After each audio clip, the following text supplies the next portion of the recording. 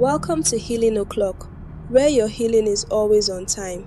I'm Grace, and we've reached a critical point in our series, The Cost of Quitting. Today's teaching might be the most important one yet. We're talking about the generational impact. What actually happens when you give up on your assignment? This is heavy, but it's necessary. Let's go there. When you quit on your assignment, here's what happens. You don't just lose your breakthrough. You trigger a domino effect that impacts generations of people who were supposed to be established through what you were carrying. Let me paint a picture for you. Imagine you're called to start a mentorship program for young women, but after 2 years of challenges, you give up. You think, well, I tried. It didn't work out. I'm done. But here's what you don't see. There was a 16-year-old girl who was supposed to join your program next year. Through your mentorship, she was going to discover her purpose, go to college, become a doctor, and open a clinic that serves underprivileged communities. Because you quit, she never gets mentored. She makes destructive choices, never discovers her potential, and that clinic never gets built. The thousands of people who would have received medical care, they never get served. But it doesn't stop there. That girl was supposed to have a daughter who would become a leader in government and change policies that affect millions. That daughter never gets raised with the foundation she needed because her mother never became who she was supposed to be.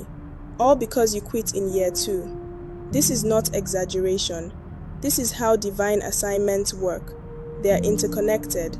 Your obedience unlocks someone else's destiny, which unlocks someone else's, which unlocks someone else's.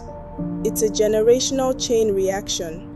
When you quit, here's what you abort. The businesses that would have been started, the families that would have been healed, the addictions that would have been broken, the wealth that would have been transferred, the messages that would have been preached, the innovations that would have been created, the children who would have been mentored, the marriages that would have been saved, the communities that would have been transformed. You don't just lose your harvest, you rob everyone connected to your field.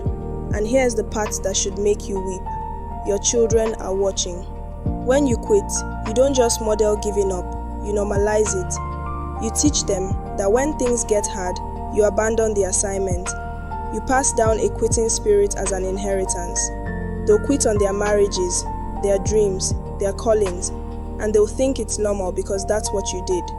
But the reverse is also true. When you persevere, when you push through the pain, when you refuse to quit even when everything in you wants to, you break generational curses. You establish a legacy of endurance. Your children learn that hard doesn't mean impossible. They inherit your tenacity. The question you have to ask yourself is this: what do you want your life to count for? Do you want to be the person who broke the chain, or the person who continued it? Do you want to be the generation that gave up, or the generation that broke through? Every person who ever did anything significant faced the temptation to quit.